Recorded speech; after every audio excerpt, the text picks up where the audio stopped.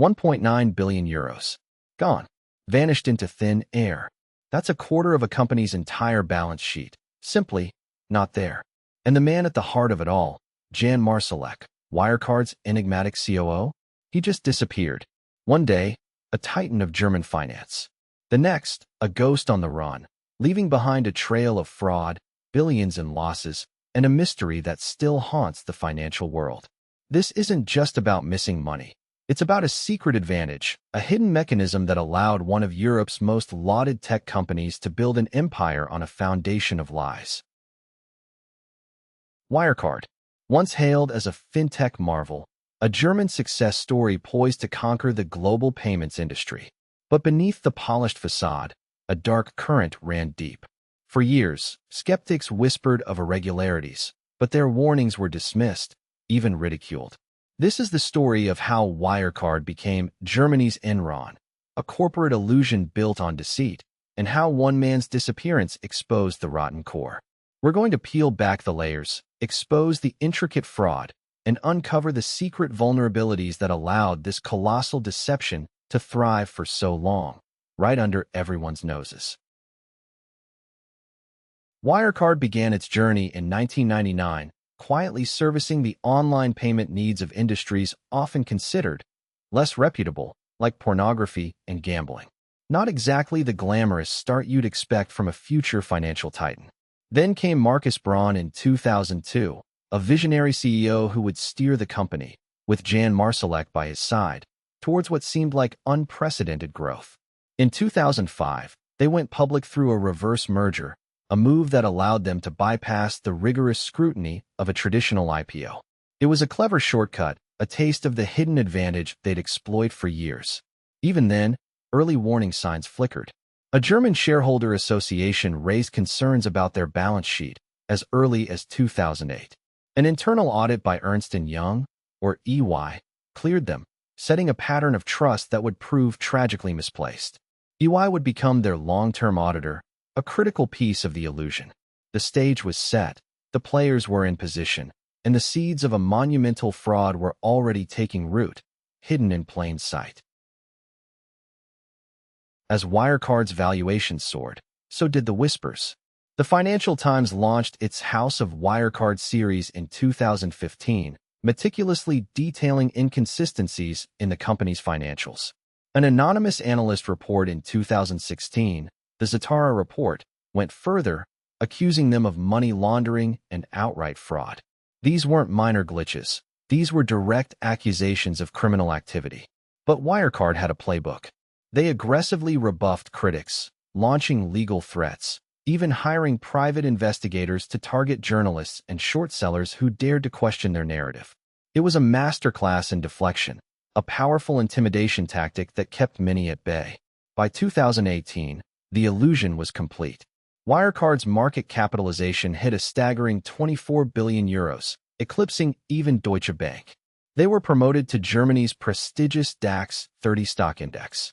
The company that started in the shadows was now a beacon of German industry, its supposed success blinding investors and regulators alike to the rot beneath. So how did they pull it off? The core of Wirecard's fraud wasn't complex in concept, but devastatingly intricate in execution. They inflated profits and assets, not with real transactions, but with fictitious ones. The masterstroke was their network of opaque third-party acquirers, or TPAs, predominantly in Asia and the Middle East. These entities were supposedly processing payments in regions where Wirecard lacked its own operating licenses. It was the perfect smokescreen. Wirecard staff, especially in Asia, were accused of creating forged and backdated contracts. They engaged in round-tripping, moving funds, like 37 million euros in one instance, between subsidiaries and external businesses.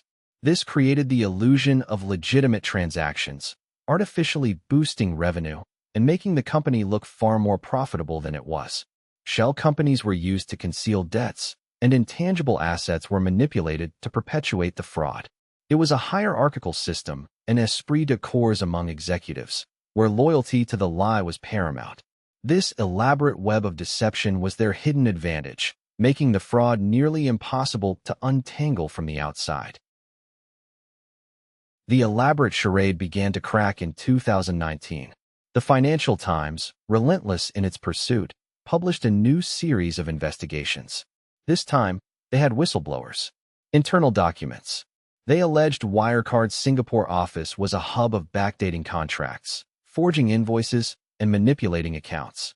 These weren't just accusations anymore. They were supported by evidence from within the company itself. Despite internal investigations that were allegedly suppressed by management, the FT kept digging, kept reporting on inflated sales and profit numbers. Wirecard's usual tactics of intimidation and legal threats started to lose their bite. The sheer volume and credibility of the evidence were too overwhelming. The financial world, once so eager to believe Wirecard's growth story, was beginning to listen. The cracks in the illusion were widening, revealing glimpses of the dark truth that lay beneath. Under intense pressure, Wirecard finally relented. In October 2019, they hired KPMG to conduct a special forensic investigation. This was supposed to be their chance to clear their name, to silence the critics once and for all. But the investigation dragged on, plagued by delays. Months passed. The financial world held its breath. Then, in April 2020, KPMG's report finally landed. It wasn't the exoneration Wirecard had promised. Far from it. The report stated, unequivocally, that KPMG could not verify the majority of Wirecard's profits from 2016 to 2018. More damning still, it questioned the very existence of nearly €2 billion in cash, citing a glaring lack of cooperation from Wirecard and its partners. This wasn't just a red flag, it was a five-alarm fire. The illusion was crumbling, exposed by the very auditors meant to certify its legitimacy.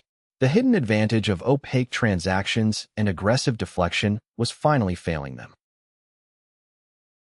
The final, devastating blow came on June 18, 2020.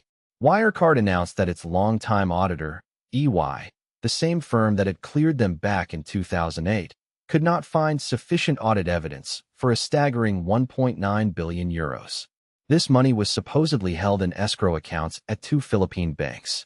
Wirecard postponed its annual report, and its share price plummeted by 75% in a single day. The Philippine Central Bank and the alleged banks, BDO Unibank and Bank of the Philippine Islands, swiftly and vehemently denied any dealings with Wirecard. They declared the documents provided by Wirecard were spurious and falsified. The money didn't just lack evidence, it simply didn't exist. The phantom funds, the bedrock of their inflated balance sheet, were nothing but a mirage. The secret advantage of financial sleight of hand had been exposed, leaving behind a gaping €1.9 billion hole. Just 4 days later, on June 22, 2020, Wirecard admitted the unthinkable. The €1.9 billion in missing funds likely did not exist. This wasn't just a clerical error. It was an admission of colossal fraud. Marcus Braun, the CEO who had led the company for nearly 2 decades, resigned the day before. He was arrested on suspicion of falsifying accounts and market manipulation, accused of inflating the company's balance sheet and sales through fake transactions to deceive investors. The house of cards had crashed down, taking with it over €20 billion in investor wealth. Wirecard, once a DAX 30 darling, filed for insolvency on June 25, 2020, owing creditors an estimated €3.5 billion. It was a spectacular, devastating collapse, a stark reminder of how quickly fortunes can turn when built on a foundation of lies. The hidden advantage, once so potent, had turned into a fatal flaw. But one key player was conspicuously absent from the wreckage. Jan Marsalek, Wirecard COO and the suspected architect of much of its overseas fraud, had already slipped through the net. After being terminated on June 18, 2020, he reportedly told colleagues he was going to the Philippines to prove his innocence. A lie. Investigations by Bellingcat, Der Spiegel, and The Insider revealed Marsalek fled to Minsk, Belarus, just hours after his firing. By July 2020, reports placed him in Russia, living under the supervision of Russian intelligence, the GRU, in a mansion near Moscow. Interpol issued a red notice for him, but it was too late. He's since been suspected of living under multiple assumed identities, undergoing cosmetic surgery, and even working as a Russian intelligence officer, traveling to occupied territories of Ukraine for combat missions. The man who helped build Wirecard's hidden advantage had found another, far more dangerous one: state protection. His disappearance remains one of the most intriguing and chilling aspects of the entire scandal. The fallout from Wirecard's collapse was immense. Marcus Braun remains in custody, his trial ongoing, facing charges of fraud and market manipulation. EY, Wirecard's auditor for over a decade, faced intense scrutiny and was fined €500,000 by German authorities, barred from auditing certain new public interest companies for 2 years. They admitted to learning important lessons. Germany's financial watchdog, BaFin, also faced heavy criticism for its oversight failures, often pursuing complaints against journalists and short sellers rather than investigating Wirecard itself. The scandal exposed systemic weaknesses, leading to calls for broader reforms.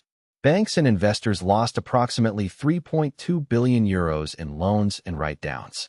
Wirecard's main business units were eventually sold off, piece by piece. The story of Wirecard is a grim reminder. Corporate fraud isn't just about numbers on a balance sheet.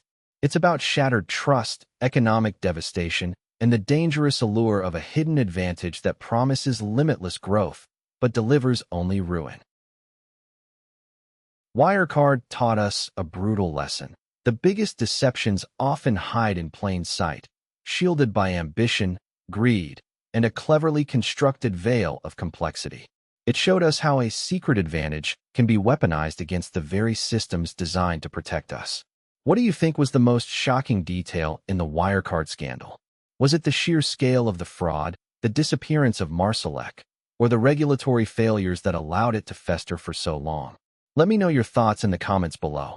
And if you're hungry for more untold stories of power, corruption, and the dark corners of finance, make sure to check out our video on the mysterious collapse of. You won't want to miss it.